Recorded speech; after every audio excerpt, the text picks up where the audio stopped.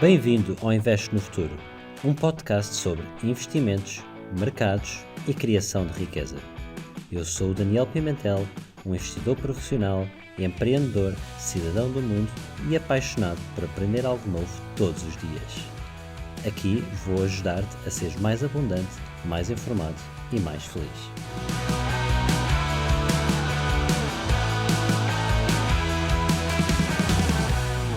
Olá a todos, bem-vindos ao episódio de hoje. Hoje tenho comigo um convidado muito especial, que é o Alexandre Matoso, que é um grande profissional e também um amigo meu. Portanto, o Alexandre, ele estudou comigo no ISCTE e depois tem trabalhado na área das finanças e depois fez um MBA no Erasmus School of Rotterdam, ou Rotterdam School of Management, e depois a partir daqui enverdou pela carreira de investimentos. Portanto ele está muito ligado a trabalhar com o family office na área dos investimentos e tem uma veia empreendedora brutal. Portanto vai ser aqui uma conversa muito interessante de alguém que tem uma visão diferente da área dos investimentos, mais ligada à family office, mais ligada à criação de valor, também ligado ao empreendedorismo, e que está muito também ligado aos mercados emergentes. Portanto, without further ado, Alexandre, muito bem-vindo ao podcast.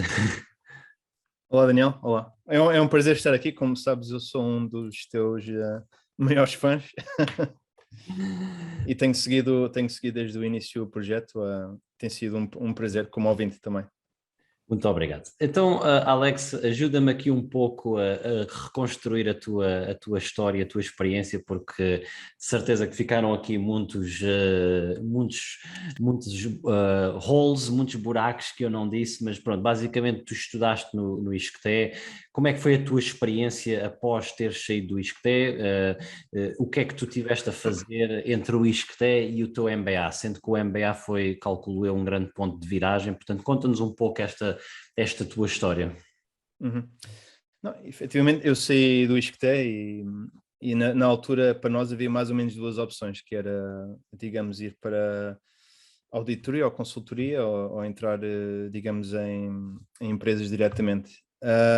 Na altura achei uma boa ideia, não consegui entender porque é que queria para a auditoria ou consultoria se podia entrar diretamente nas empresas. Então aceitei um estágio, na verdade, na tabaqueira ao pé de onde eu vivia.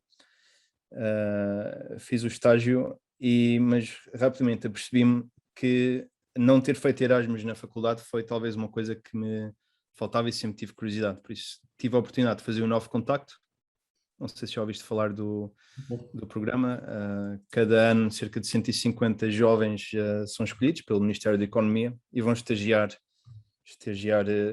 fora do país, para um país que só nos informam cerca de 2 semanas antes da viagem, ou seja, não podes planear nem ter expectativas. Eu fui para Luxemburgo, fiquei lá um ano a trabalhar para o mercado alemão, para uma empresa portuguesa de têxtil, de calçados, chamada Aerosols, na altura, na zona de Espinho.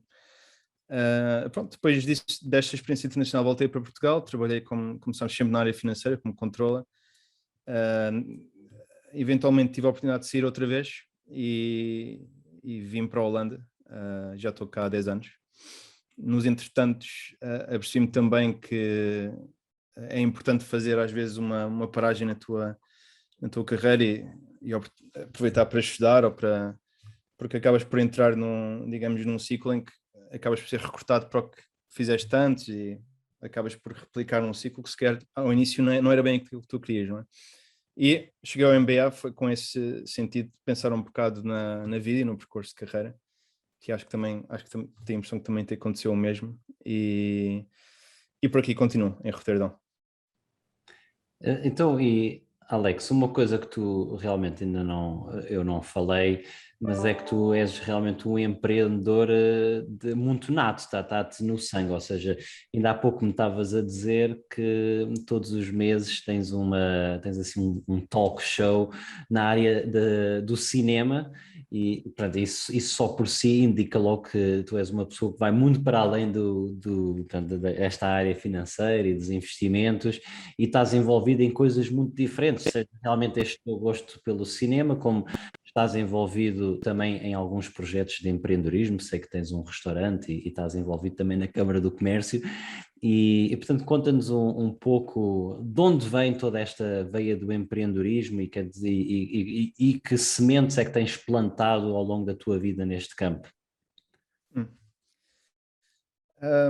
Eu acho que começou, na verdade, quando no meu primeiro trabalho estava relativamente enfadado, digamos. Como tu sabes, trabalho de estagiário em grandes empresas é, pronto, tirar fotocópias, etc., fazer relatórios curtos, projetos. E acho que logo a seguir à faculdade começou a surgir porque, não sei se se diz um bichinho, mas comecei a pensar que para me sentir mais completo deveria fazer ou no próprio trabalho ou fora do trabalho. Na altura tive a felicidade de conhecer pessoas no Técnico, que é uma escola, pronto, no fundo é praticamente ao pé do escoteiro, é só andar um bocado. E eu conheci pessoas através dos escoteiros, que é, pronto, amigo de um amigo, que foi parar à rádio do Técnico estudantil, pronto. Foi mais ou menos que começou lá, enquanto trabalhava na tabaqueira, tinha um programa sobre música irlandesa, que na altura era uma coisa que eu gostava, tirei cursos de noite, de rádio, e durante 10 anos trabalhei, digamos, voluntariamente em rádio, mas esta ligação com uma parte estudantil mais associativista, não é? Mais de associativismo, acho que me mudou bastante e carrego ainda esse espírito dessa altura. Então, mas que tu sempre tiveste esta veia muito ativa e espero não estar a dizer nada errado, mas salvo erro, tu tiveste um site muito famoso na Holanda, no mundo do ciclismo, ou estou aqui errado? Explica, ajuda-me a reconstruir esta história que foi muito interessante. Não, foi um passatempo na altura, nunca tinha visto, eu sempre gostei de andar de bicicleta, mas quando cheguei a este país é uma coisa, é mesmo impressionante, parece que se gostas de bicicletas, chegaste ao teu paraíso. Eu queria documentar isto, não sabia por quanto tempo é que ia cá estar, e depois de fazer algum brainstorming cheguei à ideia de usar aquela música dos Queen que é o Love to Ride My Bicycle, não é? Então achei que era bom em termos de marketing, criei um canal, no fundo foi um canal no Instagram, depois um website, e, e acabei por seguir eventos de bicicleta, ir atrás de marcas, analisar mais a parte do negócio das bicicletas. Eu próprio estou investido atualmente na área de bicicletas e foi dos melhores investimentos que eu fiz, devo dizer. Mas pronto, no fundo, infelizmente tenho uma tendência para profissionalizar um bocado as coisas que eu gosto, os hobbies, pronto. Surgiu, com a MBA tive que parar, mas tive durante 2 ou 3 anos, acho que na altura o Instagram não era assim tão usado como agora, cheguei aos 5.000, 6.000 followers, tínhamos concursos semanais de melhor fotografia da Holanda de bicicleta, etc. Ocupava muito tempo, mas a mim dava bastante prazer.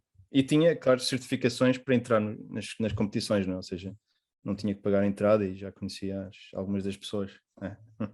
Eu acho brutal porque no fundo tu pegaste numa paixão, aquilo que é um passatempo e no fundo deste o seguinte passo que foi acrescentar algo a essa paixão, porque acho que muitas vezes as pessoas param aí porque têm paixões, mas depois não dão esse passo que tu realmente deste e que foi fantástico e que gerou-se ali uma comunidade pronto, e uma oportunidade, acima de tudo, muito, muito interessante.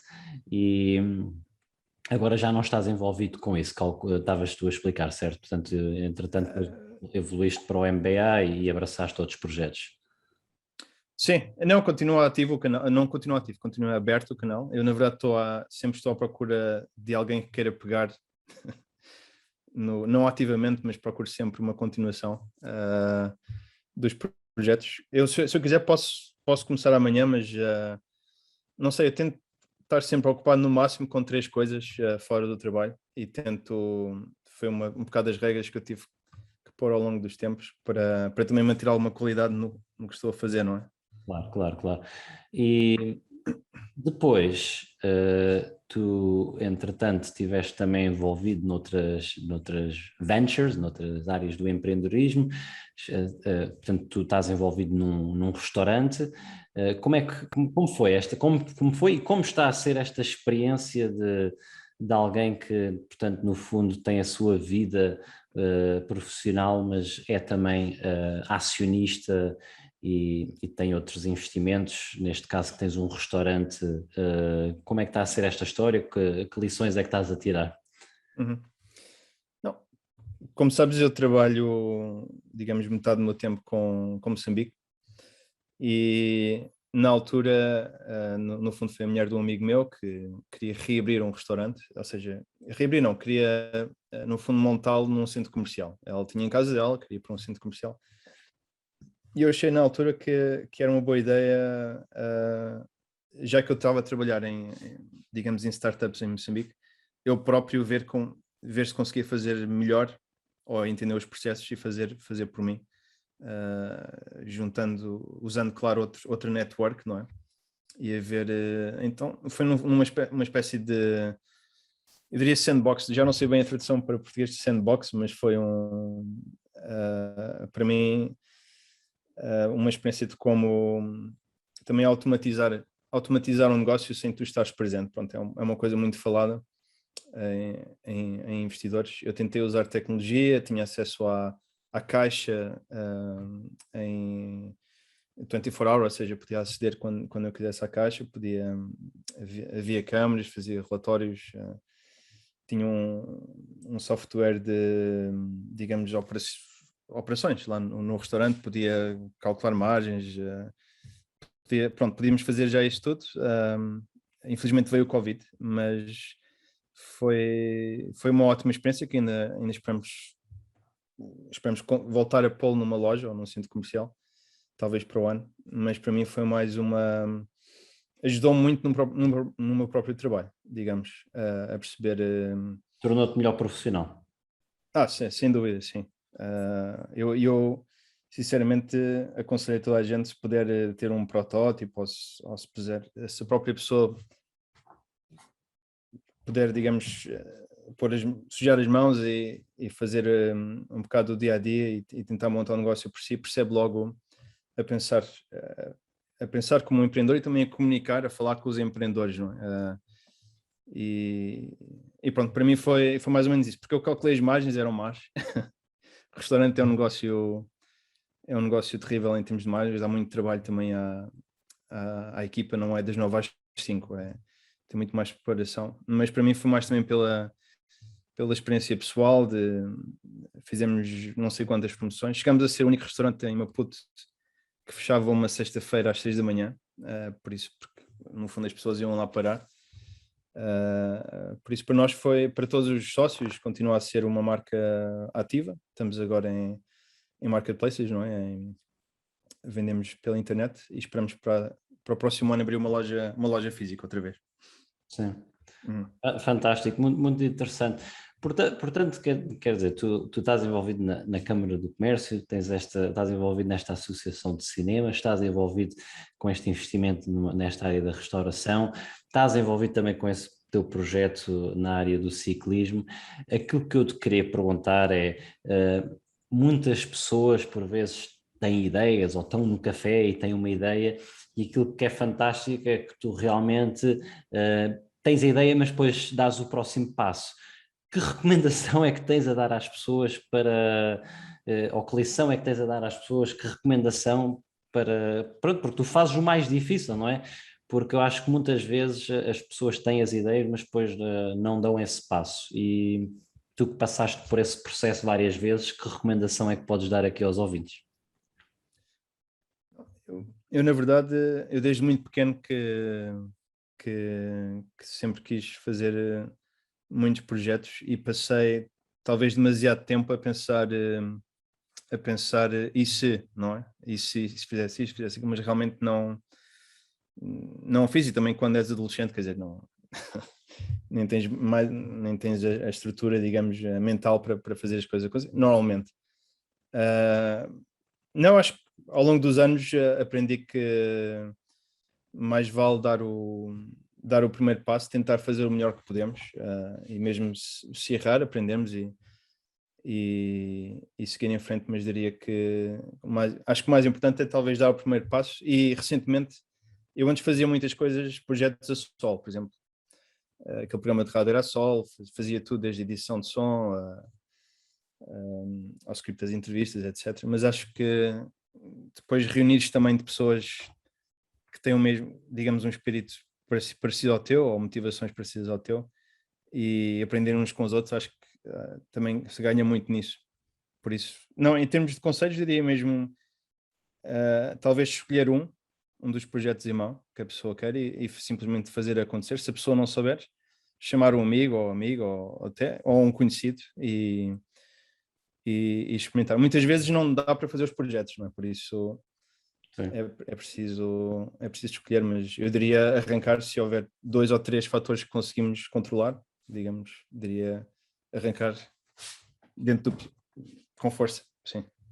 Sim, eu depreendo que aquilo que muitas pessoas se veem paralisadas é o medo e a incerteza, mas todos nós lidamos com incerteza e eu acho muito interessante a tua história de como tu vences, não é? A cada projeto vences esse medo e essa incerteza e talvez seria a minha recomendação para quem está a ouvir muitas vezes é começar, que foi o que o Alex disse, é começar a dar o primeiro passo e se estamos inseguros, começar pequeno, fazer um piloto, testar, ir dando dando um passo e só testando é que vamos ver pronto, se faz sentido, se gostamos.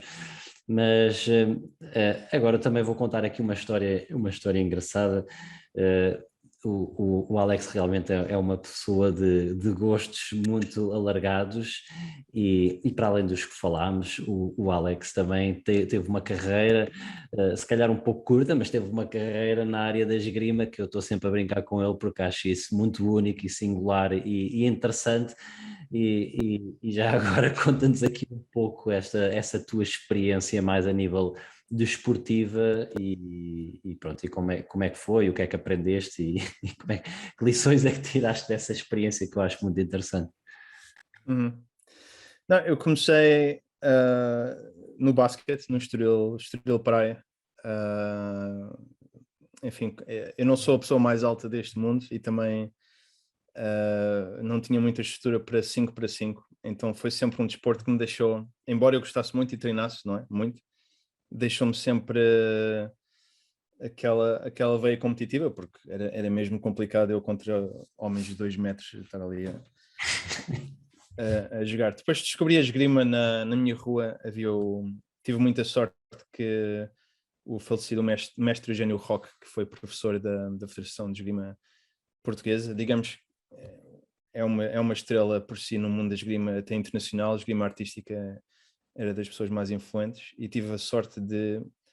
Eu não sabia, digamos, o alcance deste senhor, digamos, um senhor simpático que estava na rua e que tinha um pequeno estúdio, e eu acabei por estrear, digamos, a esgrima de competição do Clube Desportivo acho que da Ala Praia, Clube Desportivo Costa do Estoril, é assim que se chama, com este mestre que tinha por acaso um assistente húngaro que curiosamente veio do exército, mais especificamente de sabre, de competição de sabre. Então de repente, num bairro, digamos, enfim, subúrbio, não é? Tinha acesso a estas pessoas e a partir daí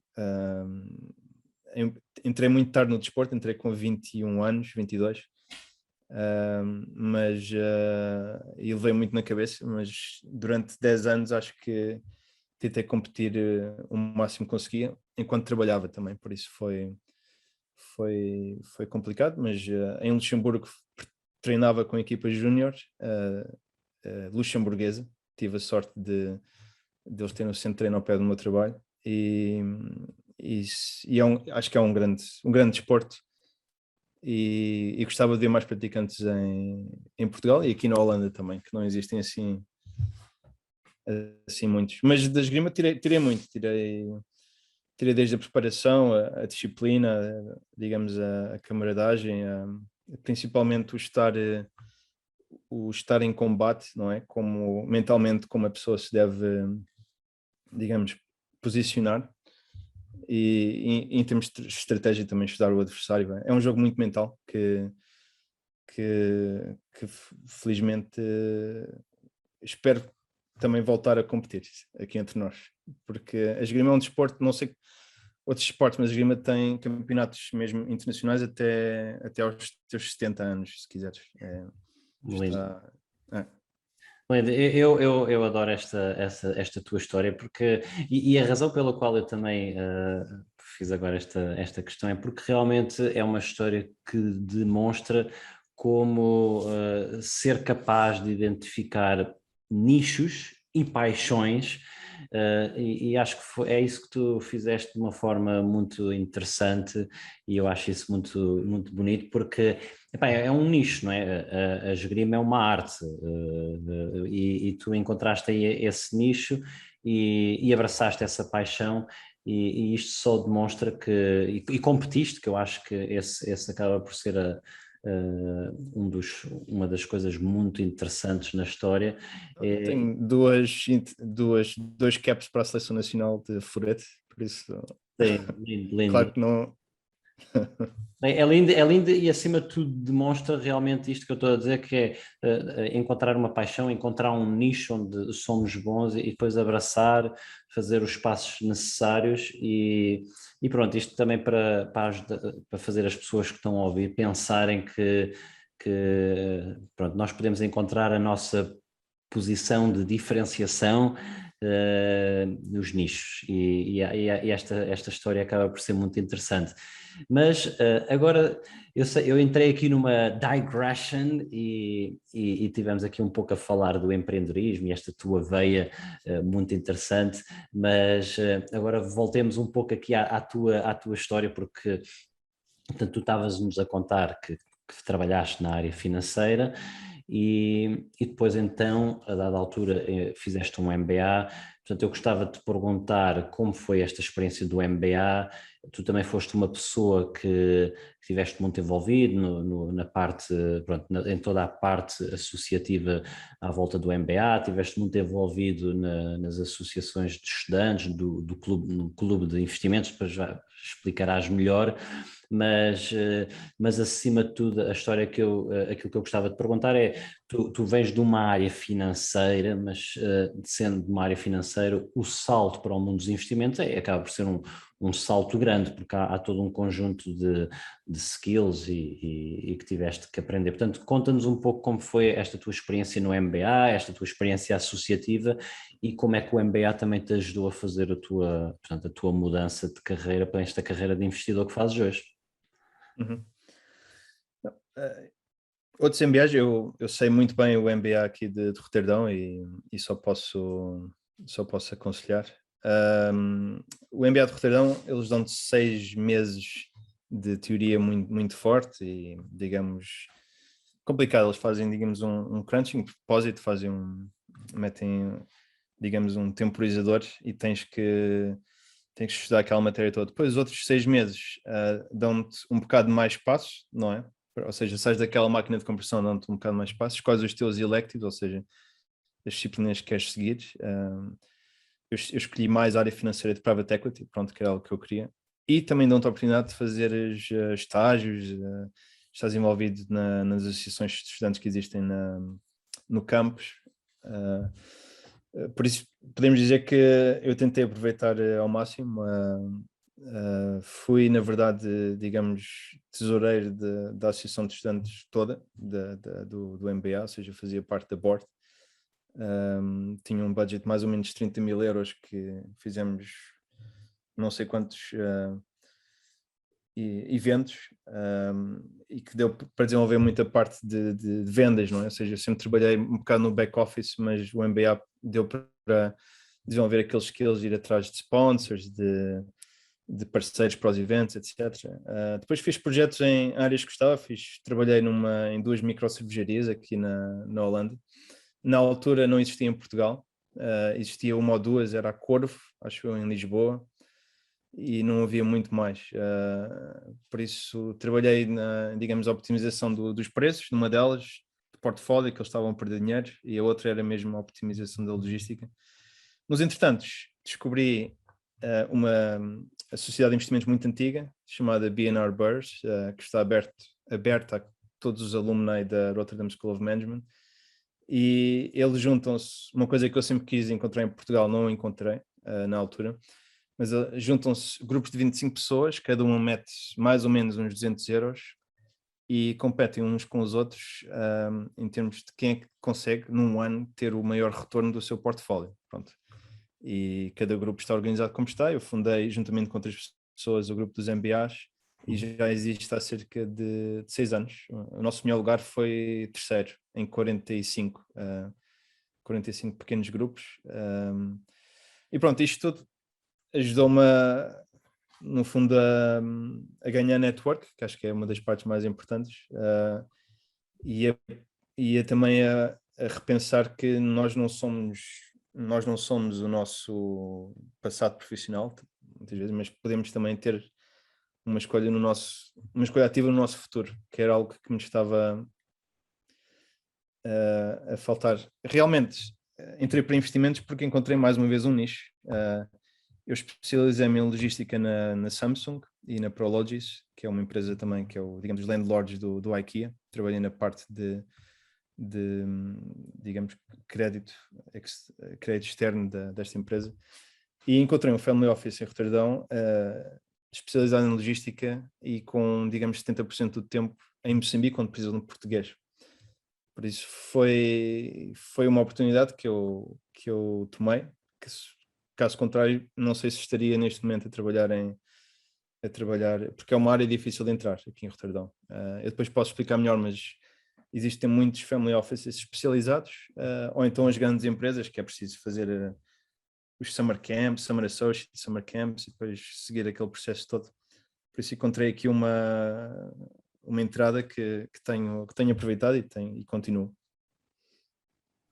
E, bem, já agora aproveito só para explicar às pessoas que estão a ouvir, Family Office, no fundo, significa uma entidade legal, obviamente, que representa os interesses de uma família que tipicamente tem muitos ativos ou tem muita riqueza, tem muito capital. Tipicamente, no mundo dos investimentos existem os fundos, existem as casas de investimento, mas depois também existem estes family offices, que no fundo são empresas que representam a família X ou a família Y e acabam por ter assim equipas um pouco mais pequenas, mas muito focadas na gestão de um conjunto de ativos até bastante largos. Portanto, eu acho obviamente muito interessante porque realmente o Alex disse é verdade, realmente a entrada no mundo dos investimentos é uma entrada, profissionais acaba por ser uma entrada complicada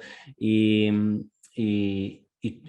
tu conseguiste aqui realmente, pegando nas tuas valências, encontrar um nicho e fazer aquilo que gostas, e então o Alex estava a explicar que realmente ele está a trabalhar num family office, está a trabalhar numa área de investimento, porque ele está a ajudar na área dos investimentos da família, e está a trabalhar tanto da Holanda e estás a ajudar com os investimentos especificamente em Moçambique, mas eu estou a contar a tua história, mas tu é que deverias estar a contar, portanto entusiasmei-me aqui um pouco, peço desculpa, mas a questão que eu te queria, só para finalizar a questão do MBA, portanto, como é que foi, portanto, depois este teu salto, ou seja, tu começaste logo a trabalhar nesta empresa, achas, o que é que foi a chave aqui? Foi essa participação nestes clubes?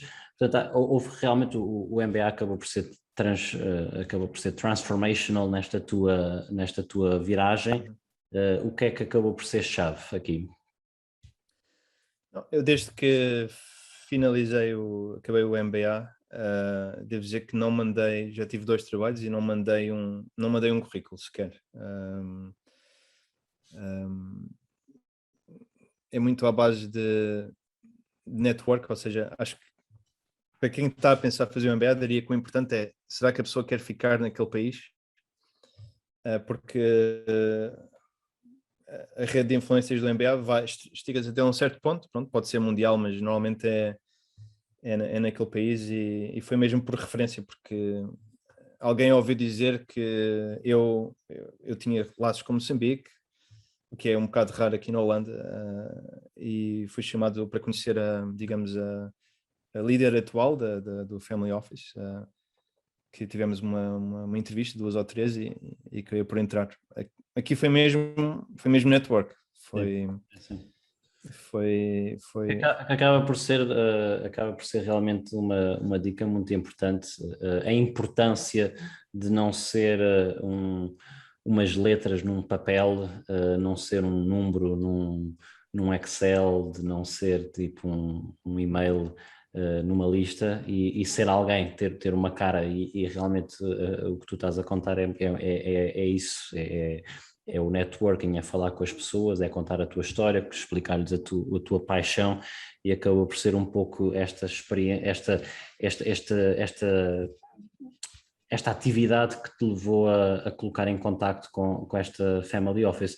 Então conta-nos um pouco sobre o Family Office, ou seja, o que é que fazes, quais é que são as tuas principais responsabilidades, como é que tem sido esta tua experiência nestes últimos 4 anos?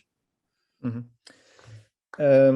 Não, realmente tem tudo a ver com trazer retorno e sustentabilidade digamos, ao portfólio da família, não é? Ou seja, muitas vezes temos que pensar digamos, no património da família e no tipo de investimentos que eles têm apetite. Pronto, tens que fugir um bocado dos teus próprios apetites e investimentos e tens que começar pelo menos... eu comecei o Family Office aqui entre nós, por acaso mas eu comecei com uma equipa inicial, começámos de raiz este conceito de este Family Office em particular. Foi uma geração mais ativa que resolveu, digamos, pegar o negócio e nestes últimos anos tentámos criar uma missão e visão.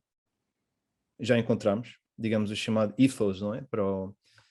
Porque é que investimos, em quê, para também imediatamente no mercado agora, muitas vezes já nem vou à procura das startups ou das pessoas vêm ter connosco porque sabem que nós estamos neste nicho e investimos, digamos, a longo prazo. O Family Office em si é bastante, não tens uma equipa por trás, está bastante desestruturado, todos os Family Office são assim, tens que encontrar um bocado o teu espaço. Eu comecei por fazer uma coisa que não existia, que era unir os vários negócios digamos, num reporting centralizado. Tive que, ou seja, tentar explicar a um holandês como é que é o sistema contabilístico em Moçambique e traduzir aquilo tudo em relatórios mensais. Foi a primeira coisa, fizemos 4 ou 5 empresas assim. Pouco a pouco fui fazendo diferentes coisas, fiz vendas de algumas das empresas, criámos empresas de raiz, contratámos bancos, due diligence, ou seja, eu e mais 2 pessoas somos no fundo um departamento de investimento de uma empresa digamos, em venture capital. Como os nossos tickets ou bilhetes de entrada são mais pequenos, nós temos necessariamente de trabalhar com seed ou pre-seed, ou seja, muito no início de concepção, que é arriscado, efetivamente. Por isso, isto implica outras valências de como identificar num estado tão prematuro de uma empresa se vale a pena ou não investir e quanto, porque em termos de, digamos, valuation numa empresa, em termos de avaliar o negócio, não é tão fácil comprar equities, muitas vezes nem há vendas, não é? Por isso tem sido um bocado, digamos, solidificar esta visão, encontrar o nosso espaço neste ecossistema, saber a quem é que vamos passar a bola, não é? Ou seja, quando for o scale-up, o que é que fazemos? Saímos do capital, continuamos, por isso tem sido, para mim tem sido uma grande fonte de aprendizagem e embora haja muitas pessoas que se queixam, muitas vezes não haver estrutura, mas às vezes é o melhor porque temos que ser nós a encontrá-lo. Pronto. É assim, eu agora trabalho, digamos, num mega fundo, um fundo que tem, sei lá, 240 bilhões of assets under management, mas eu antes disso trabalhei não era um family office, mas era quase, éramos uma equipa de 4, 5 pessoas e, portanto, eu percebo perfeitamente o que tu estás a dizer e, sinceramente, acho tremendamente interessante, porque acabas por ter que estar envolvido em todas as áreas, seja na área de investimento, na área de diligence, na área de gestão do portfólio, na área de recrutamento, na área de controle de informação, de reporting, portanto, do ponto de vista de investimento, mas também do ponto de vista organizacional e de desenvolvimento da máquina organizacional, acaba por ser mega, mega interessante, porque realmente é exposto a todas as áreas do negócio e que é exatamente isso que tu também estás a partilhar. E, E depois existe outro fator, que é muitas empresas private equity, eles não têm tempo para explorar as sinergias dentro do próprio portfólio. Pronto. é. E como nós investimos a longo prazo, tentamos sempre que há uma nova empresa no grupo, digamos, fazemos apresentações, tentamos encontrar sinergias, lançar os primeiros negócios entre as empresas, ter cuidado para não haver muitas, digamos, transações intercompany, ou seja, não é valor real, digamos. Ter cuidado com isso, mas de resto, esta noção de grupo e de sinergia de portfólio é uma coisa que muitas vezes não se pode explorar se for mais especulativo, digamos. Porque ajuda-nos a entender, tu tanto podes estar a fazer uma área, como tu explicaste, de venture capital, portanto, venture capital é uma área de capital de risco, tipicamente é alguém que está a fazer investimentos em startups, em empresas que estão numa fase muito embrionária, portanto, chama-se capital de risco, em inglês venture capital.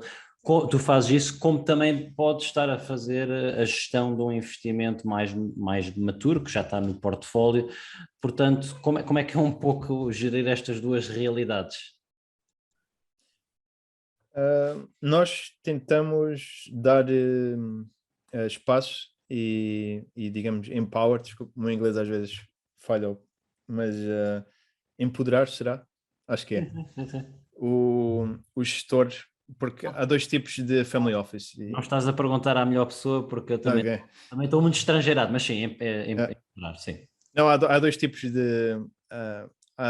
Digamos, famílias que gostam mesmo de estar nos detalhes todos, não é?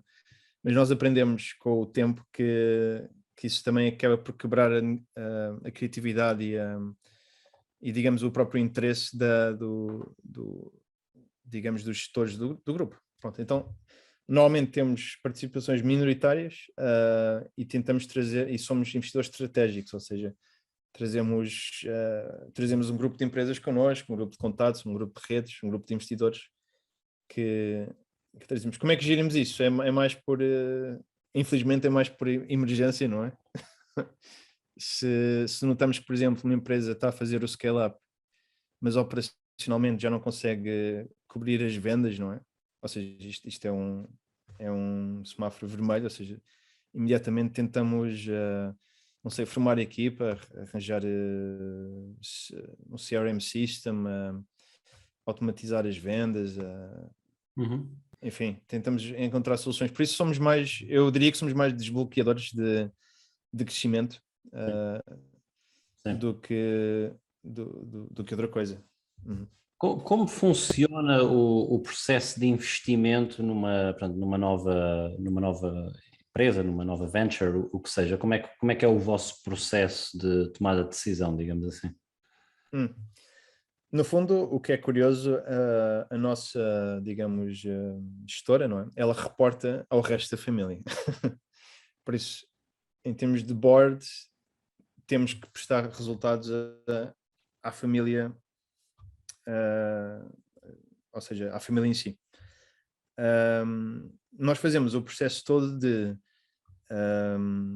ou seja, lead generation, ou seja, procuramos oportunidades de investimento, depois temos que pegar nestas, analisar e ver com as quais seguimos. Muitas vezes a entrevista com os gestores em si diz muito, porque neste estado de investimento, se não, o negócio por si precisa do investidor inicial, por isso fazemos este tipo de entrevistas, enfim, isto continua até que fazemos uma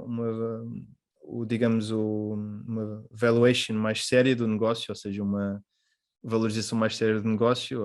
Tentamos, este processo às vezes não é importante pelos números a que se chega, mas pelo processo a que se chega, porque é preciso, não sei, prever as vendas, prever os custos, prever as margens, comparar com outros negócios.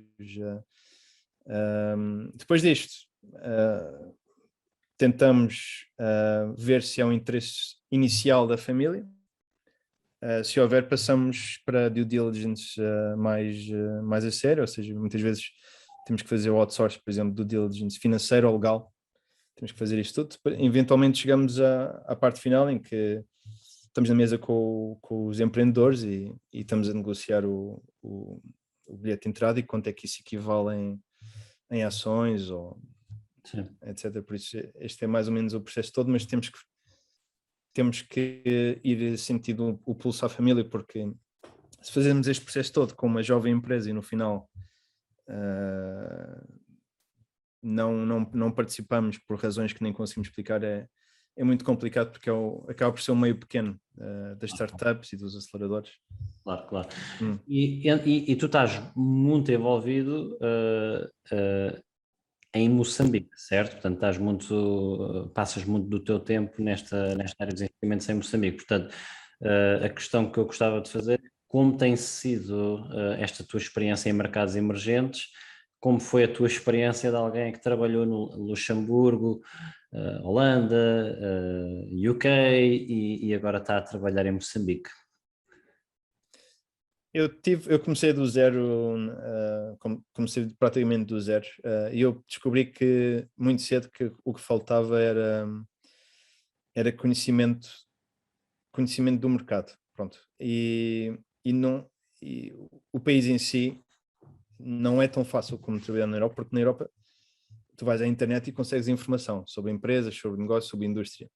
Em Moçambique não, a informação atualizada é muito difícil de ter, então rapidamente percebemos que tínhamos de ter tinha que estar presente no país e tinha que criar uma rede digamos, de pessoas, de conhecimento, de amizades até. E este processo todo levou-me a mim e a mais outros moçambicanos aqui em Roterdão a criar uma Câmara do Comércio independente e not for profit, ou seja, todos em regime de voluntário, para criar um espaço, digamos, imparcial de discussão de oportunidades no país e fazer gestores holandeses como moçambicanos conhecerem-se. O nosso grande desafio é que a maior parte das pessoas em Portugal acho que não se conhece muito bem a realidade moçambicana pelo que é retratado nos jornais, e aos holandeses ainda pior, não é? Por isso nós que muitas vezes procuramos co-investir em Moçambique, temos que de certa forma educar os investidores cá e aos nossos parceiros o que é o país. Pronto, isto envolve também uma grande envolvência na parte cultural, ou seja, em criar ligações afetivas. Pronto. Então, de um grupo pequeno, formámos um grupo pequeno convidámos moçambicanos aqui no país, na Holanda, a juntarem-se a nós para falarmos fizemos alguns, digamos, workshops de diferenças culturais, misturamos pessoas e deste grupo de moçambicanos que vieram, pronto, fundámos esta Câmara do Comércio e não, em termos de aprendizagem, para mim foi também descobri uma coisa curiosa. Eu tenho agora falado muito com o mercado do Quénia, só por coincidência, e descobri que há alguns fatores em comum.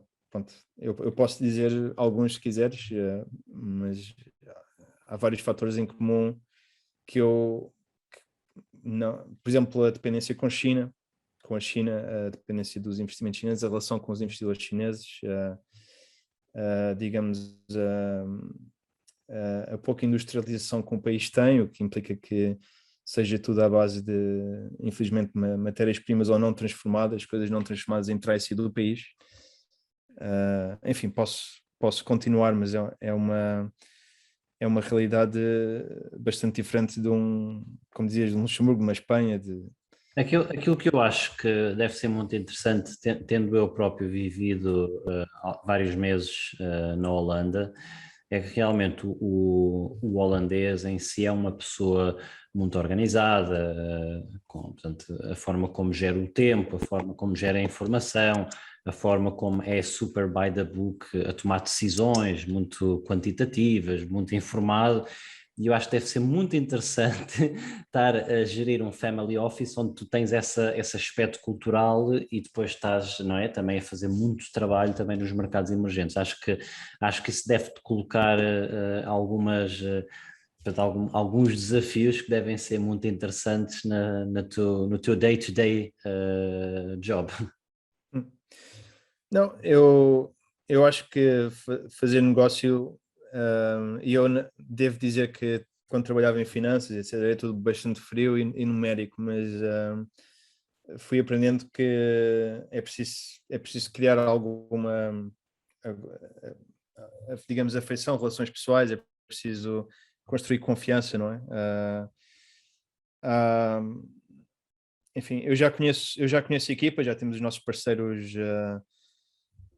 Posso dizer que sou amigo de maior parte deles. Se por acaso estou em Portugal, vou vê-los. Não sei, realmente, eu talvez já esteja há demasiado tempo que já nem consigo ver as diferenças, mas posso dizer que com a maior parte dos gestores holandeses, a maior parte deles não durou muito tempo neste setor, porque simplesmente entrava em conflito. Era desrespeitador, porque em Moçambique existe muito protocolo. Pronto, acho que também talvez em Portugal, e o que é muito longe de uma sociedade horizontal como a holandesa, não é? E este não respeitar a hierarquia, sim, envolve algum tato que a maior parte dos holandeses pode não ter, mas devo dizer que para esta família em particular,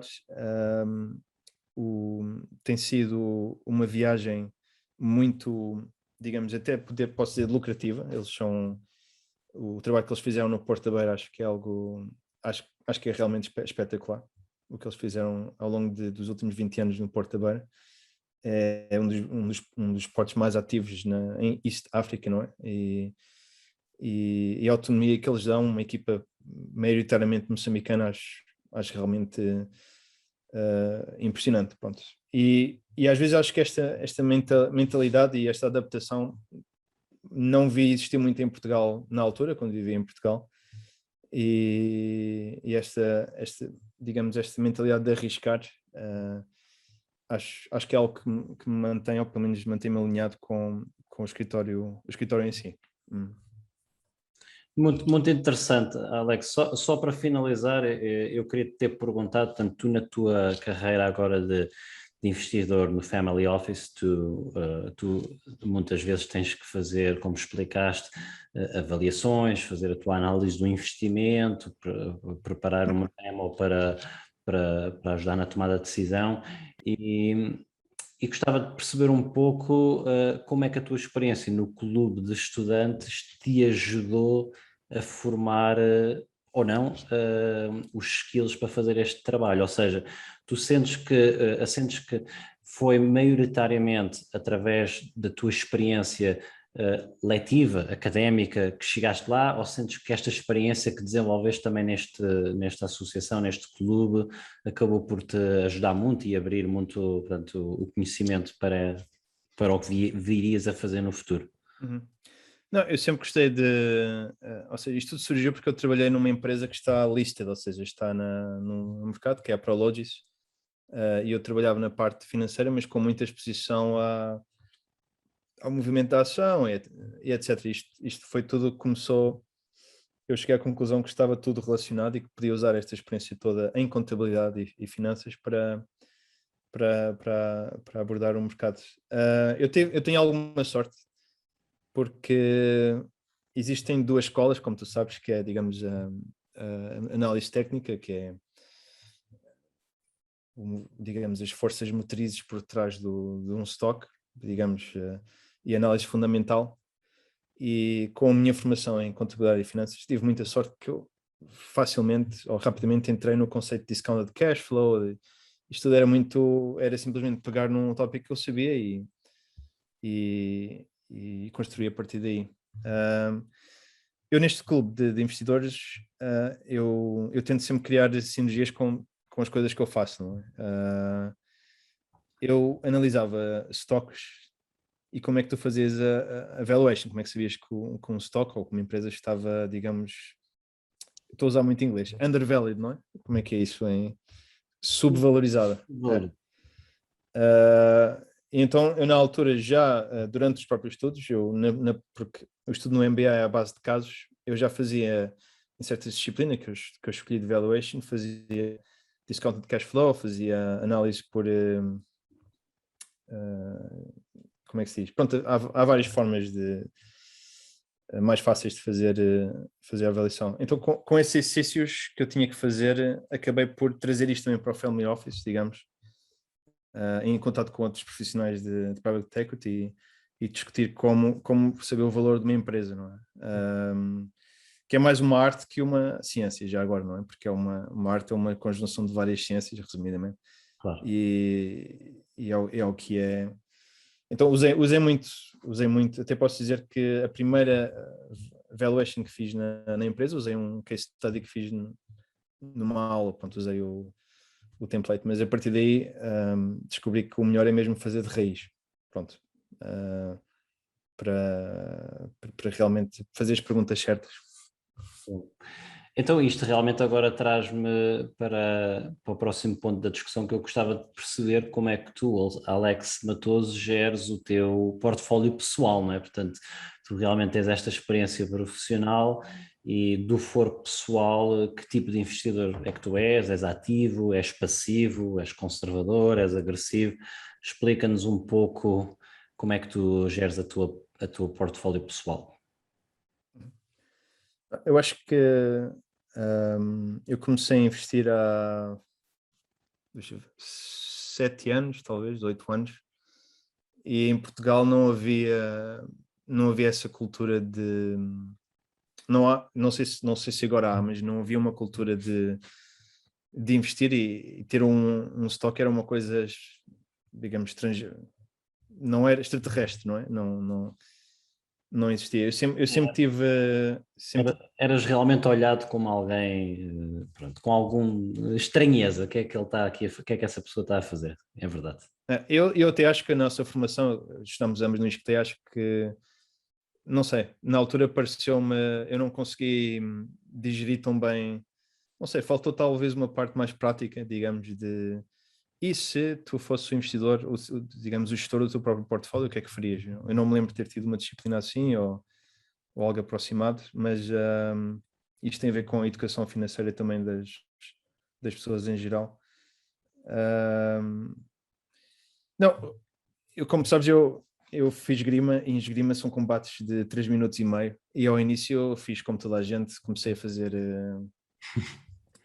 digamos, saía numa semana, entrava noutra semana, entrar e saía dos toques. Eu explorei um bocado tudo, tentei fazer arbitragem, não é? Ou seja, de alguma forma com stocks ou com etc. Explorei, por exemplo, eventos, ou seja, como é que se diz? Quando há uma aquisição ou um spin-off, eu tento calcular o valor daquela empresa e vejo se está valorizada ou subvalorizada e entra e sai.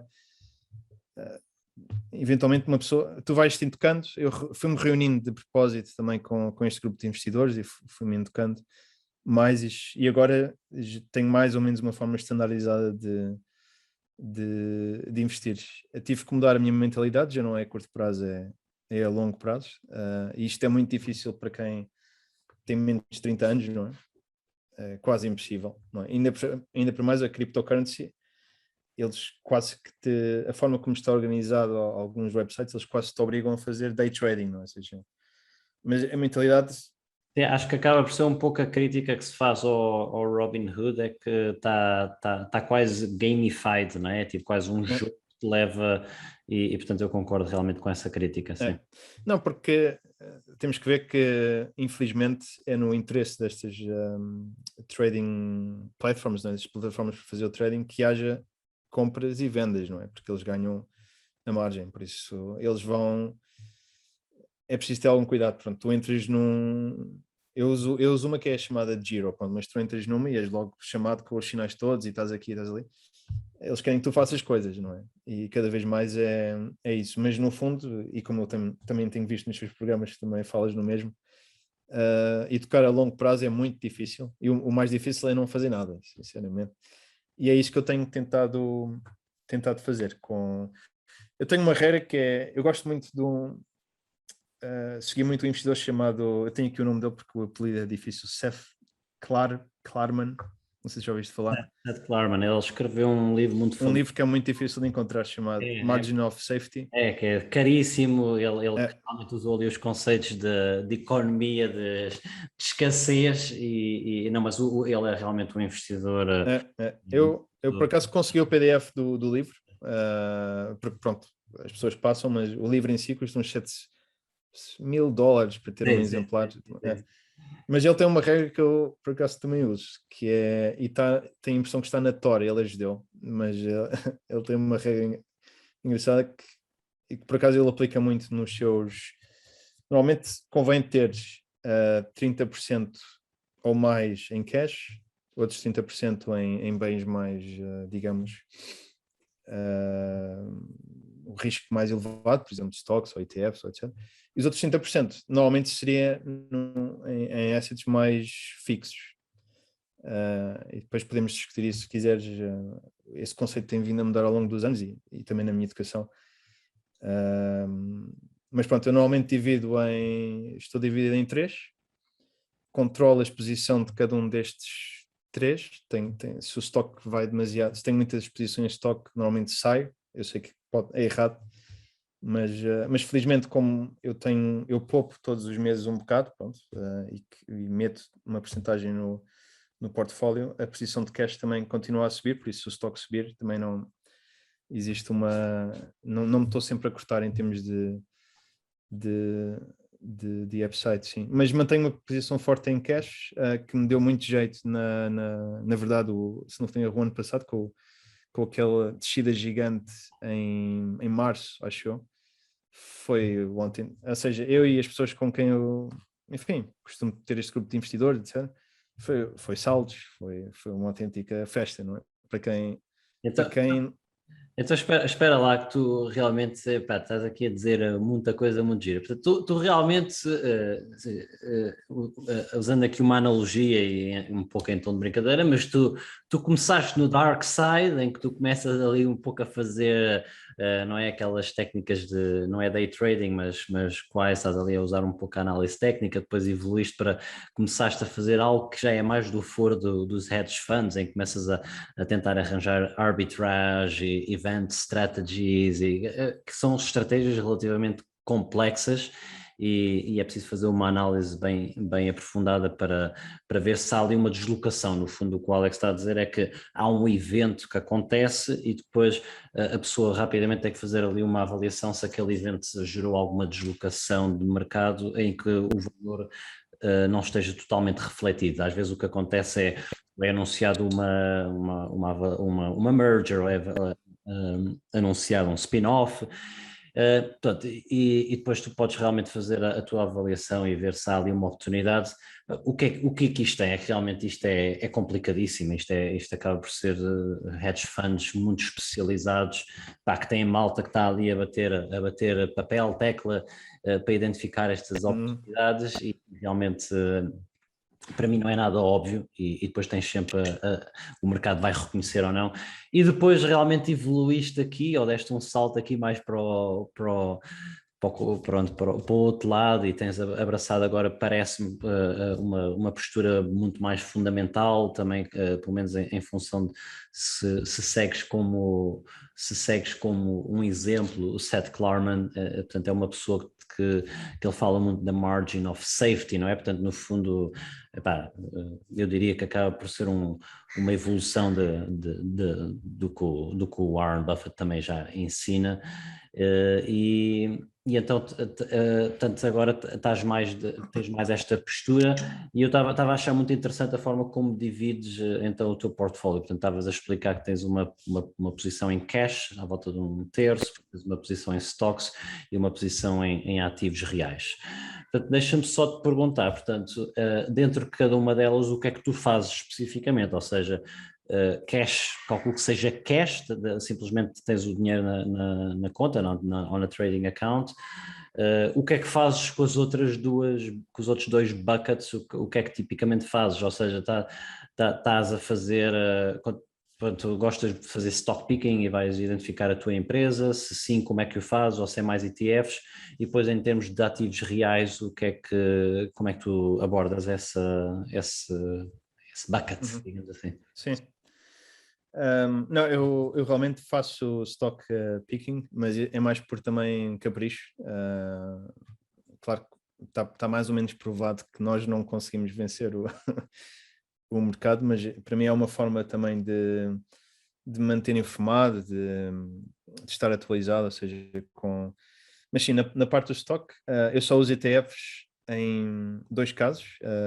O primeiro caso é quando não consigo aceder ao mercado de stocks individuais, por exemplo, mercados emergentes. Muitos traders não têm acordos com a China ou com a África do Sul ou com a Índia, não é? Ou seja, Hong Kong. Eu não tenho acesso a esses mercados, e então aí uso ETFs, pronto, para ter acesso a esses mercados. De resto, aquilo que eu consigo aceder, faço sempre stock picking, e pronto, em termos de escolher as empresas, é um processo. Pronto, imaginando que em outubro, não é? Houve um movimento grande para baixo de empresas, eu vejo que tenho uma alocação a stocks menos do que eu gostaria, não é? Neste caso é a parte que eu mais gosto, eu meto como tarefa, pelo menos para aquele mês, comprar um stock.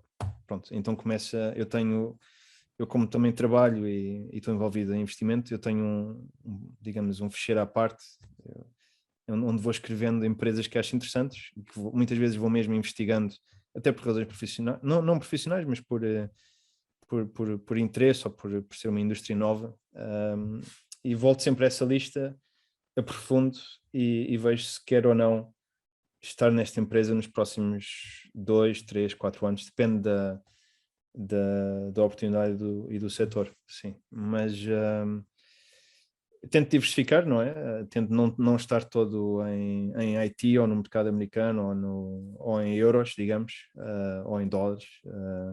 Por isso tento sempre diversificar, apostar também em stocks com dividendos, que é sempre um plus interessante, mas se não tiver dividendos também tudo bem. Acerca de escolher stocks,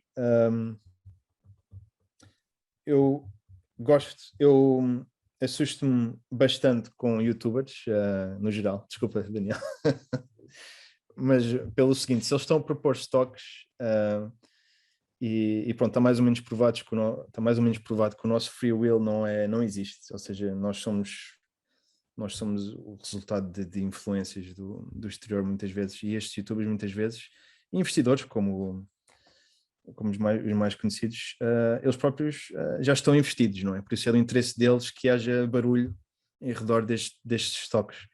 Por isso, aquilo que eu acho mais difícil para qualquer investidor é abstrair-se do barulho diário e às vezes pegar em sinais que ele vê, nem que seja no seu dia a dia, não é? Perceber-se sei lá, que os correios estão com uma fila descomunal, porquê? Ou que faltam embalagens ou de enfim, e depois explorar essa situação no mercado e chegar por si próprio às conclusões. Pronto. Os melhores investimentos que eu tive são empresas que ninguém me falou, mas eu percebi-me que, por exemplo, há 4, 5 anos que a Axel estava a entrar forte nas e-bikes, que era algo que eu acreditava ser sustentável para o futuro, era uma coisa que eu usava todos os dias. Investi durante 1 ou 2 anos, estive em perda de 20, 30%, mas sempre acreditei naquele estoque, naquela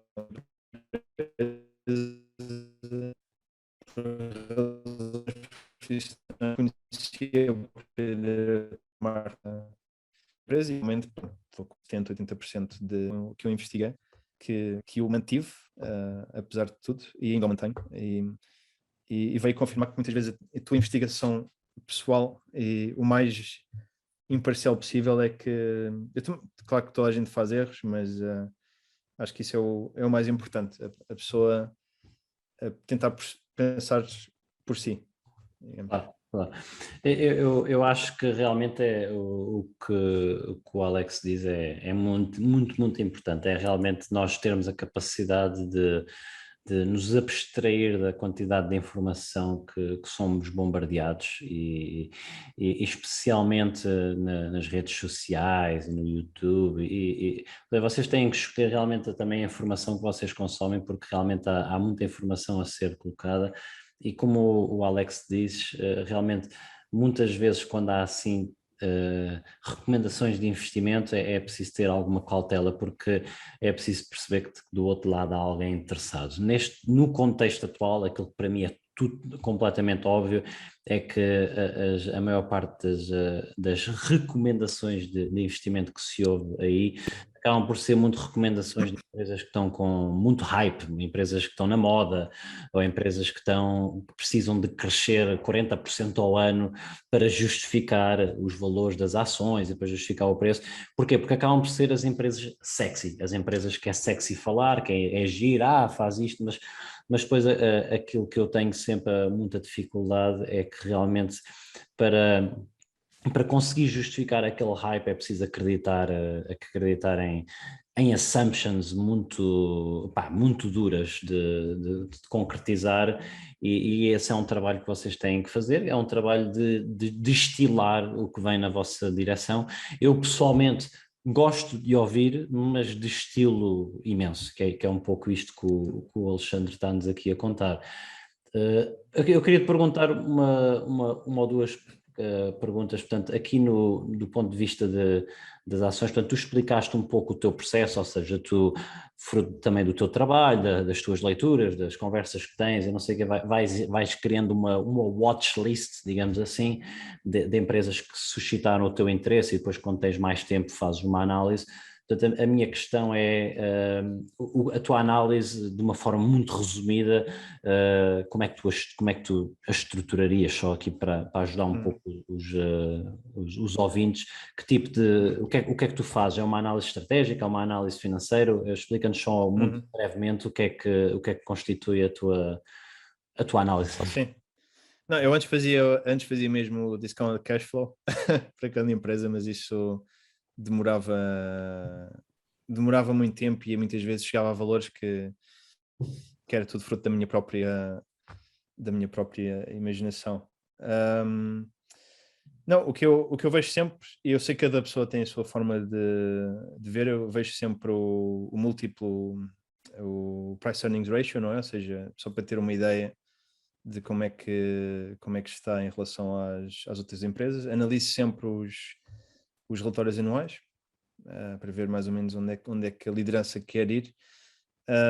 Vejo sempre se tem dívida ou não, ou seja, vou ao balanço e vejo aqueles rácios de endividamento, ou seja, até que ponto é que quanto é que é dos assets, quanto é que é a curto prazo. Tento ver as margens operacionais, ou seja, por cada venda, quanto é que eles conseguem tirar de margem, e há negócios que têm margens tão pequenas que têm que subir a níveis de, digamos, faturação tão grandes que pronto, vejo se tem margens saudáveis, vejo se não há tecnologias concorrentes ou de disruptive, não é? Ou seja, que poderão danificar o business case, desculpa, estou só a falar em inglês aqui, danificar, digamos, o negócio em si ou prejudicar. Pronto, faço estas análises rápidas, gosto de realmente ler os relatórios anuais e também trimestrais. Muitas vezes, se possível, existe muito o conceito de inside information, mas muitas vezes, se possível, se tem um amigo que trabalha em X, que é competidor do Y, pergunto, o que é que tu achas disto e daquilo? Falamos só sobre um bocado. Tento estar informado com pessoas do setor, digamos, se possível. Claro. Pessoas que sabem encontrar o teu círculo de competência, de experts, acho que é muito... Sim, se eu não souberes, mas muitas vezes cheguei lá porque eu estou no setor, por exemplo, setor logístico. Curiosamente, não estou muito investido, estou investido nele, por acaso. Eu posso dizer aqui alguns nomes, não é? mas pronto. Por exemplo, um caso milagroso do meu ponto de vista é o CTT. Eu apercebi-me há um ano que eles tinham praticamente monopólio do e-commerce em Portugal, as outras empresas não estão preparadas para isso. E curiosamente, este ano em março, eles pela primeira vez na história da empresa, se não estou em erro, fizeram break-even, resultado positivo. E o stock também moveu-se de uma forma bastante forte. E como português, devo dizer que o CTT sempre foi aquela empresa pública ou privada que era uma autêntica desgraça, mas depois de ver como eles atualmente estão a criar marketplaces, investir em novas tecnologias, a apoiar o desenvolvimento do e-commerce, foi uma descoberta, enfim, muito, muito positiva, e eu estou com gosto investido neles, mas como tu dizes também num dos teus programas, não, neste caso usei um bocado do que sem querer entrar agora em discussão do CTT, porque realmente também não é uma stock que eu acompanho, mas acho que também não é o fórum, mas eu sempre tive muitas reticências em relação a eles abrirem um banco. Isso é uma coisa que para ti faz sentido, ou vês isso com alguma reticência? Porque aquilo que tu mencionaste aqui, eu concordo em absoluto, foi a onda do e-commerce que eles aproveitaram e bem. Aquilo que eu pergunto é de alguém que já pensou um pouco mais sobre o assunto que eu, isto do banco, que esta via que eles entraram, isto faz algum sentido, ou isto é uma distração, ou é tipo management entrenchment, dessa forma? O que é que tu achas? Eu acho que eu nunca vi. Eu fui ao CTT, pronto, vou a Portugal de vez em quando, fui ao CTT, por acaso entrei, queria entrar e falar com as pessoas lá do meu bairro, e venderam 1000 e tal coisas, a raspadinha, a lotaria, ou seja, eu estava na fila, já estava as moedas, e eu calculo que eles estejam a ser muito criativos, e eu sinceramente tenho também reticências quanto ao banco. Eu compreendo que eles estejam tão localizados aliás, eles atualmente devem estar mais bem localizados do que os próprios bancos, porque fecharam muitos balcões. A maior parte das pessoas devem estar a aproveitar as propriedades deles, mas eu normalmente, quando uma empresa começa a fazer uma coisa que não é digamos, a sua área de atuação, onde tem mais valias, eu saio desse investimento, sim. Eu aqui no CDT, eu estou também, talvez por razões nacionalísticas, foi o meu primeiro estoque português Grande a escolha, porque realmente teve aqui um crescimento incrível. Eu não estou por dentro, mas agora também fica curiosa. Nos próximos dias também vou dar uma olhadela. Mas realmente os CTT, eles tiveram este último ano, correu muito bem. Eu sempre achei que havia uma onda de e-commerce que estava a ser completamente desaproveitada. Eu calculo que venha daí muito o crescimento.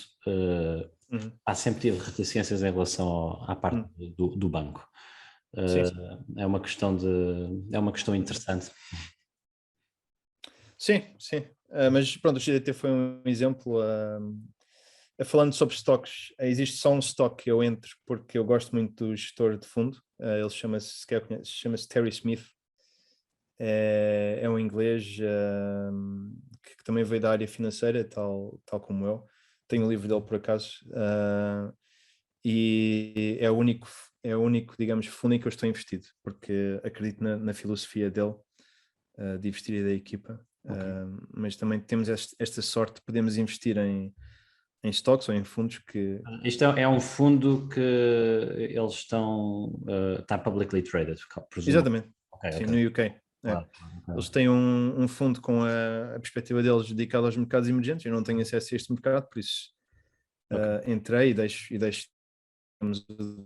o dinheiro trabalhar por si. Mas ele tem ideias muito claras sobre como investir em tipos de empresas muito, muito particulares, e eu partilho. Sim, tu portanto falaste aqui, só comentando, tu falaste realmente, fazes a tua análise muito fundamental, aí somos muito, muito, muito idênticos, porque eu sou 100% fundamental. Agora, aquilo que eu tenho a dizer é que realmente tu disseste, e eu achei muito interessante, é dentro desta área, depois cada pessoa tem a sua postura. A minha postura deixou de ser, de há 4 anos para trás, alguém que faz DCF, portanto eu não coloco muita ênfase, ou quase nenhuma ênfase nisso. O que eu coloco acaba por ser quase eu sou completamente IRR driven, portanto faço a minha análise de IRR, ou em português TIR, e basicamente o que isto significa é que eu faço uma análise inversa, ou seja, eu faço a minha análise, faço o que é que eu acredito que vai acontecer, e depois acabo por fazer inversamente e digo assim, ok, para isto ser um investimento bom, eu tenho que acreditar nisto e aquilo. Tem que acreditar que vai crescer X%, tem que acreditar que conseguem extrair uma margem de Y, e então eu acabo por fazer um pouco o processo depois inverso, que é, depois então vou testar se acho verosímil atingir aquela margem, ou aquele crescimento, ou o que quer que seja. Acaba por ser um processo que realmente tem seguido muito nos últimos 4 anos. Então desconstróis o preço atual do stock, desconstróis até chegares ao que, digamos, aos fatores que o mercado acha que vão acontecer para aquele stock ter aquele preço, digamos.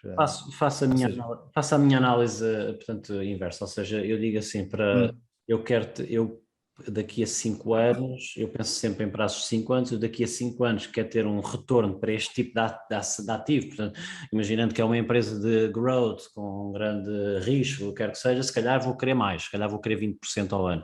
Se é uma empresa madura, que tem o seu, paga dividend yield, está ali estável, estável, é um market leader, não sei o que, se calhar vou ter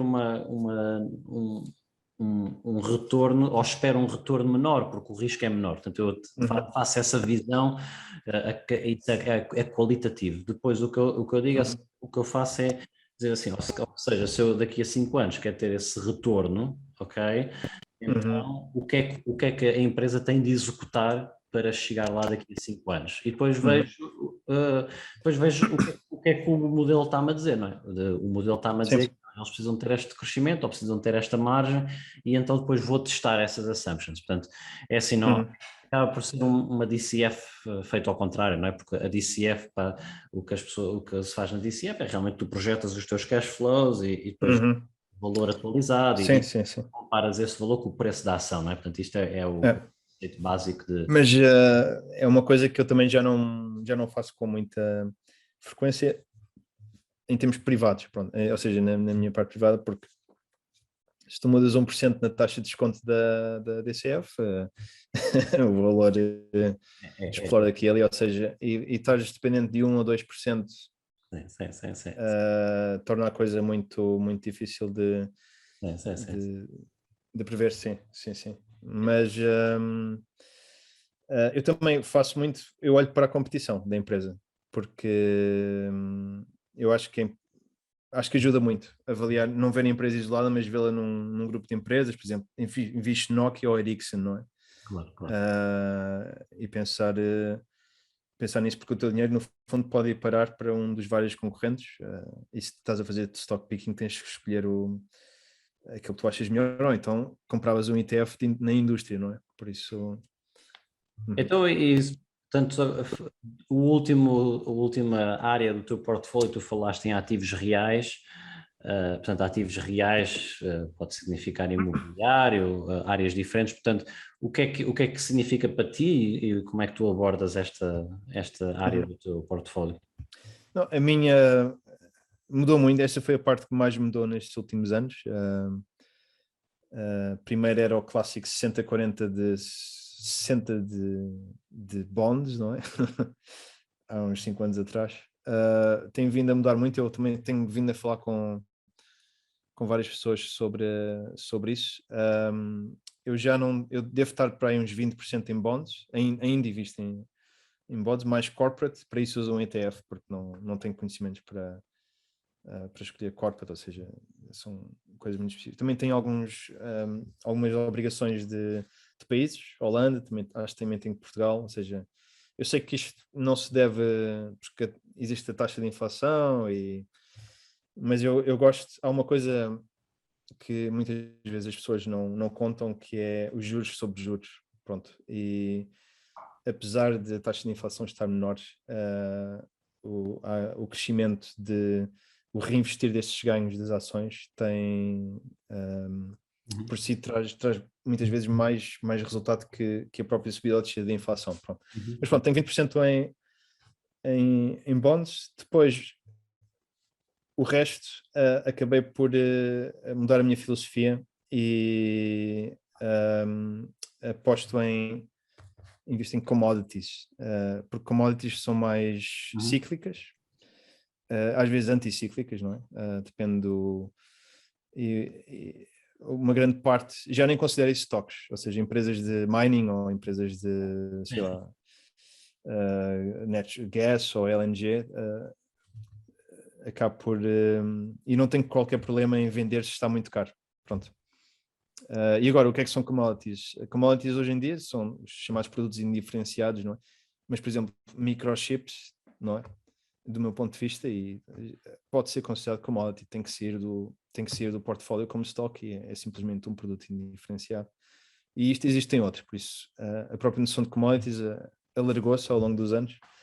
Por isso, devo dizer que devo ter para aí uns 10, os outros 10 em commodities. Agora tenho um bocado menos cash, ou seja, devo ter uns 20 e tais. Mas, E portanto, também sou bastante old school, ou seja, diz. ia-te só perguntar, portanto, commodities para ti, tu vais para além do típico ouro ou prata e investes em outras áreas, seja, estavas a falar agora dos microchips, mas é esta a tua abordagem, vais bem para além do ouro e da prata, então. Sim, eu, por exemplo, empresas de agribusiness,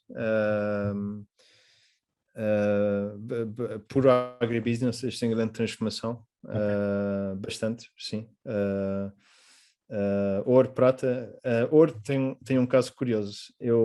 Estávamos a discutir perfis de investimento, não é? Eu sempre fui mais bear do que bull, não é? Ou seja, talvez por ter saído de Portugal em 2010, 2011, que foi na altura foi uma crise forte, fiquei bastante negativo quanto ao mercado. Mas eu próprio compro ouro físico, o que é um bocado incomum. A sério, lindo. Mas tenho uma percentagem do portfólio em ouro físico.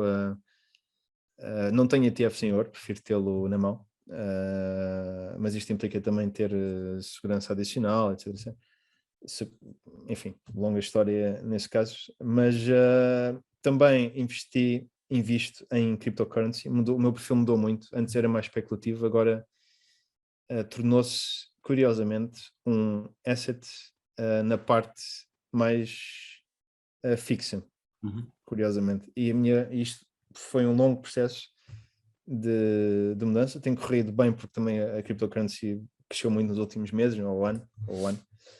Mas a minha perspectiva como investidor mudou bastante, porque pelo facto de estar descentralizada e pelo facto de ser uma ferramenta. Eu gosto bastante do Ethereum por ser uma ferramenta por si só, não apenas uma ferramenta contratual e não apenas um asset, digamos, dependente, procure a oferta pura, não é? Que pode correr muito bem ou pode correr muito mal, mas eu tento sempre ter uma exposição a cryptocurrency na parte mais de commodities e ouro. E vais para além do Bitcoin e Ethereum, ou seja, também estás envolvido noutras cryptocurrencies ou estás mais centralizado nessas duas de referência? As outras eu nem me dou muito ao trabalho se calhar devia dar, mas só estou em Bitcoin e Ethereum. Eu próprio resolvi comprar um NFT, porque eu estou envolvido em cultura, por isso queria ver como é que era o processo todo, por isso tenho um NFT que não foi barato e não pode não ter sido o melhor investimento, mas segui o processo todo, que conheço o artista pessoalmente, segui o processo todo da parte dele e todo o meu processo, e nesse dia investi em Ethereum, resolvi investir em Ethereum porque a partir do momento em que se torna uma ferramenta, a postura toda do relativamente ao investimento muda, não é? E devo dizer que mudou, felizmente eu tento ser moldável, não é? Dentro do possível, e é preciso haver razões fortes, mas sim, a minha relação com a cryptocurrency mudou e agora faz parte, quero ter exposição, mas não espero criar fortunas nesse campo. Pá, muito, muito interessante. Realmente tu és uma pessoa muito variada. Tipo, achei muito interessante também já teres experimentado os NFTs. É uma área que eu conheço, mas nunca fiz um investimento na área de NFT. Muito, muito interessante.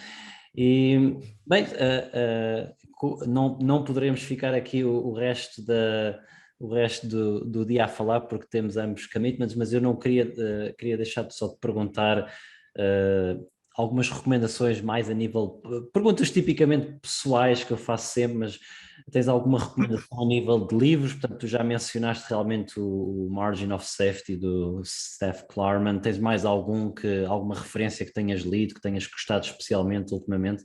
Hum. Sim, eu por acaso preparei-me para isso, porque é a minha parte favorita do teu programa. Normalmente não temos a oportunidade de ter o momento de Marcelo Rebelo de Sousa, mas eu vou fazer aqui um rápido. Eu sei que isto vai passar em podcast, por isso não vou fazer muito de imagem, pronto, mas tenho aqui uma pequena seleção. Então, Lindo. este chamado I Am Pilgrim, do Terry Hayes, é ficção, mas não é assim tão ficção. Foi na verdade aconselhado por um advogado da empresa, e devo dizer que não sei se já leste, mas é totalmente absorvente, sim. Tem a ver com espionagem, como tu consegues ficar fora da grid, e enfim, é dos livros mais interessantes que eu li nos últimos anos, e ainda tenho comigo, por acaso nem o emprestei ainda. Não Pronto, conheço, obrigado pela recomendação.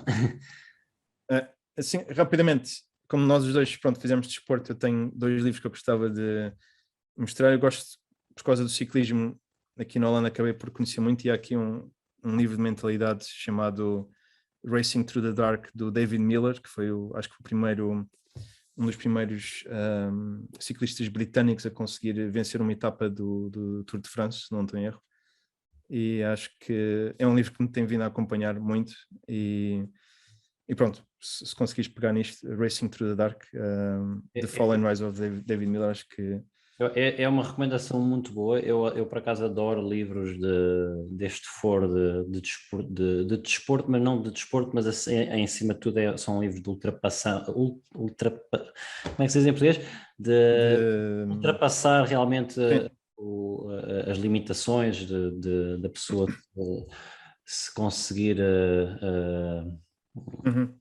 Eu acho que realmente este tipo de livros, eu gosto muito de volta e meia de ler assim livros ou escritos por desportistas de elite ou por militares, porque acabam muito Uhum.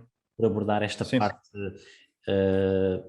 mental, esta parte psicológica que tem tanta importância para o sucesso. Não, até porque dizem que os atuais CEOs são praticamente atletas de alta competição, não é? E sinceramente, muito do desporto pode-se aplicar no nosso dia a dia. Eu tenho aqui mais uns quantos, mas eu vou-me despachar. Este aqui é de um português, do Nuno Frazão. É um dos treinadores e atletas com maior sucesso. Ele é chamado o Mourinho da Esgrima. Pronto, é um tipo impecável, mete trabalho dele.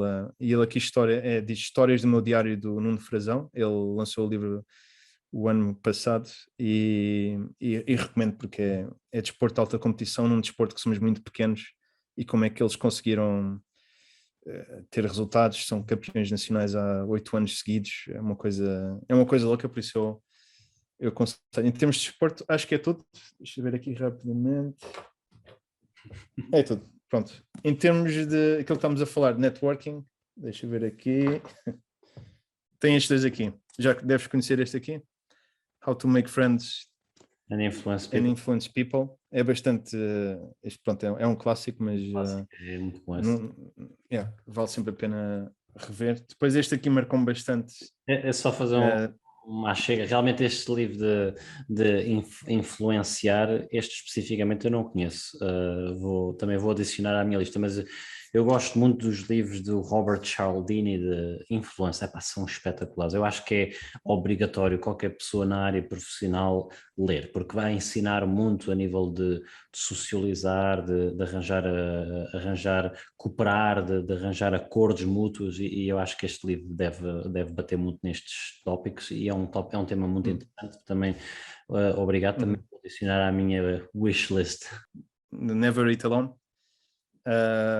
do Keith Ferrazzi, pronto, mas ele explica também a força de estares bem conectado. Pronto, eu usei isto muito na verdade, quando comecei a trabalhar com Moçambique e com Zimbábue e Malawi, foi um livro que me marcou bastante, em que Never Eat Alone significa que no fundo podes estar a ser produtivo também na tua vida pessoal, mas não misturando as duas coisas. Não sei se estou a fazer sentido, mas é tornares a coisa realmente natural, a tua curiosidade em conhecer novas pessoas, novos negócios. Pronto, fora isso, tenho outros livros que me marcaram rapidamente em termos de investimento. Tenho um livro que já deves conhecer bastante bem, chamado The Little Book That Beats the Market. Este é um clássico, não é? Do Joel como é que é? Greenblatt. Greenblatt, sim. É um clássico. Isto é uma muito bom, é muito bom. É uma bíblia do Value Investing. É um dos grandes professores de Columbia University, e ele é um professor com uma vertente muito prática, e ele escreveu este livro há uns anos atrás. Ele basicamente dá duas métricas que são métricas excelentes para filtrar empresas. Portanto, depois, entretanto, obviamente que quando muitas pessoas começam a saber, depois começa a vantagem competitiva começa a diminuir, mas continua a ser um livro que é uma referência. Sim, ele escreveu o livro para os filhos de 12 anos, ou por isso é um livro, lê-se num dia, mas pode-se implementar, e ele dá-te ferramentas. Pronto, rapidamente, Accounting for Growth, do Terry Smith, que é aquele autor que eu estava a falar. Foi um bocado difícil ter este exemplar, mas no fundo aquilo, nos relatórios anuais de contas, pode acontecer que certos items sejam um bocado estranhos. Pronto, e é só para quem tiver o tempo de analisar as contas de uma empresa e ver lá no imobilizado intangível. Isto é um exemplo. Pode querer perguntar o que é este valor gigante aqui e o que é que significa. Pronto, às vezes pode ser só um método contabilístico errado, ou algo que e depois a empresa imediatamente perde valor. Pronto, isto é só uma curiosidade intelectual. Um livro que me marcou muito em trabalhar com mercados emergentes, é um bocado difícil de encontrar, mas chama-se New Markets, New Mindsets, de uma professora que eu tive chamada Tashmia Ismail. Está agora à frente de um dos principais startup hubs no Canadá, na verdade. E fala como trabalhar para o chamado bottom of the pyramid, que é outro tipo de empreendedorismo e de inovação. Mas isto dava para outro programa, realmente. Mas é como há muito mercado, por exemplo, no mercado, digamos, por exemplo, digamos nas favelas da África do Sul. Há autênticos impérios, empresas gigantes, que basta apenas, enfim, conseguir desbloquear os fatores de o que as pessoas procuram. Pronto, este é um belo livro que eu recomendo, acho que continua à venda. E pronto, para acabares, tenho duas coisas. Um amigo meu é escritor, por isso Carlos Osvaldo, se puderem ler os livros dele em Moçambique, vale a pena, já tem 6. E uma coisa que eu gosto muito, e não sei se tu partilhas isso, Daniel, é ler livros, este é o meu último, quero ler livros detalhados, biográficos sobre personagens que te interessem. Pronto, eu li muitos anos o Churchill, mas agora estou a ler um livro que ganhou alguns, chama-se Team of Rivals, da Doris Kearns Goodwin, e não sei se sabes, mas o Abraham Lincoln, ele ganhou as eleições e depois recrutou para o seu gabinete todos os rivais, praticamente. E foi com esta equipa que esta equipa de Team of Rivals, que ele conseguiu sobreviver, ou seja, passar, ele próprio não sobreviveu, como sabemos, mas conseguiu fazer o país passar por uma guerra civil e digamos, o lado dele vencer.